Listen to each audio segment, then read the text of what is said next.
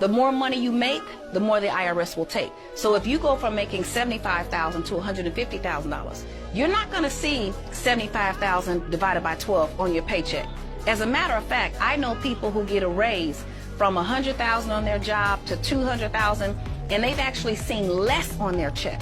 Because the more money you make, the more tax brackets you enter into. I did not think that when you grow in life that you make more money and get less. That just didn't seem fair to me.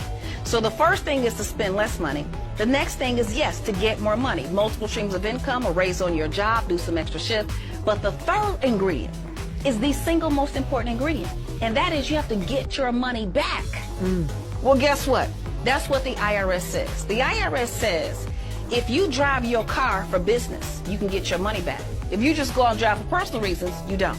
If you have a business dinner or business lunch, you can get your money back.